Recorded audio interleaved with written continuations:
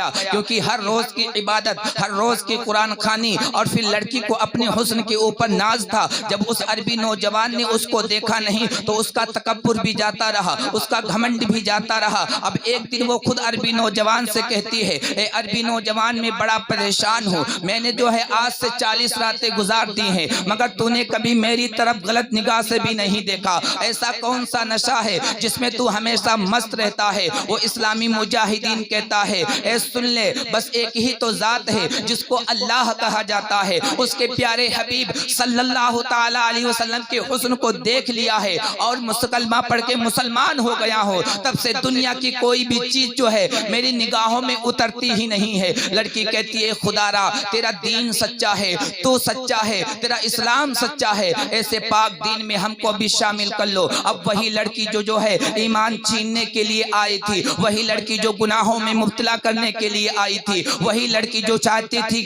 سمجھتی تھی کہ ایک پل میں ایمان چھین لوں گی، آج وہ اپنا دل ہار بیٹھی ہے اور اس عربی نوجوان سے کہتی ہے کہ تم مجھ کو کلمہ پڑھا کے مسلمان کر دو۔ میرے عزیز ساتھیوں، وہ عربی نوجوان اس لڑکی کو کلمہ پڑھاتا ہے، اب وہ لڑکی مسلمان ہو جاتی ہے۔ اب وہ لڑکی عربی نوجوان سے کہتی ہے، اے عربی نوجوان، اب تمہارا اور ہمارا یہاں ٹھہرنا مناسب نہیں ہے، کیونکہ اب ہم دونوں مسلمان ہو گئے ہیں۔ تم یہیں پر ٹھہرو، میں استبل کو جاتی ہوں، وہاں سے 2 گھوڑے لے کر آتی ہوں۔ اے میرے عزیز ساتھیوں، وہ لڑکی استبل کو جاتی ہے، وہاں سے 2 گھوڑے لے کر آتی ہے۔ اب وہ دونوں گھوڑے پہ سوار ہو جاتے ہیں اور گھوڑا دوڑاتے رہتے ہیں، گھوڑا دوڑاتے رہتے ہیں، یہاں تک کہ صبح کے وقت نماز کا وقت آ جاتا ہے۔ دونوں لوگ نماز پڑھنے کے لیے گھوڑے کو روک دیتے ہیں تو کیا دیکھتے ہیں کہ گرد اڑتی ہوئی نظر آ رہی ہے۔ لڑکی کہتی ہے، ایسا لگتا ہے بادشاہ کو خبر ہو گئی ہے، اب ہم کو قتل کر دیا جائے گا۔ میرے عزیز ساتھیوں، وہ عربی نوجوان کہتا ہے،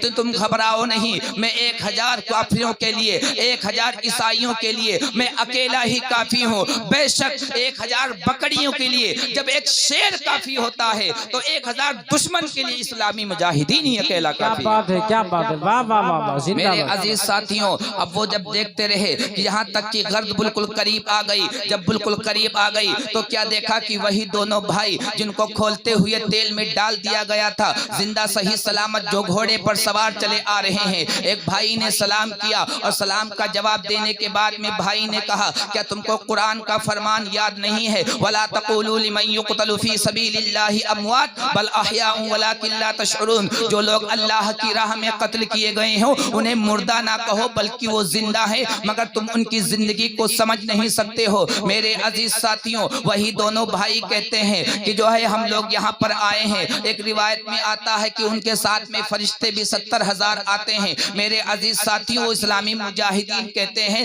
ہم اس لیے یہاں پر آئے ہیں کہ اب تم دونوں کا نکاح کرا دیا جائے۔ میرے عزیز ساتھیوں، اب انہی دونوں کا نکاح کرا دیا جاتا ہے۔ اب آخر میں اس کا نتیجہ یہ نکلتا ہے کہ انہوں نے کتنی پریشانیوں کو برداشت کیا، انہوں نے اپنے 2 بھائیوں کو کھو دیا مگر انہوں نے اسلام کو نہ چھوڑا۔ اور وہی لڑکی جو ایمان چھیننے کے لیے آئی تھی، وہی لڑکی جس کی ایک جھلک دیکھنے کے لیے عیسائیت کی قوم بے قرار رہتی تھی، اب وہ جو ہے اپنا دل ہار بیٹھی اور وہ مسلمان ہو کے اسی اسلامی مجاہدین کے نکاح میں آ جاتی ہے۔ میرے عزیز ساتھیوں، اگر کبھی دنیا میں تمہارے اوپر کوئی غم آ جائے، کبھی دنیا میں تمہارے اوپر کوئی پریشانی آ جائے تو اس وقت تم اللہ کی ناشکری نہ کرنا، بس اس واقعے کو یاد کر لینا، ہر پریشانی کے بعد میں اللہ تعالیٰ تمہاری ایسی جگہ سے مدد فرمائے گا جہاں سے تم کبھی گمان نہیں کر سکتے ہو۔ میرے عزیز ساتھیوں، اپنے کردار کو سنوارو، اپنے آپ کو گناہوں سے بچاؤ اور اللہ تعالیٰ سے دعا کرتے رہو، رب کریم ہم کو گناہوں سے بچائے۔ میرے عزیز ساتھیوں، اب میرا دھیرے دھیرے وقت بھی مقرر ہو جو تیار تھا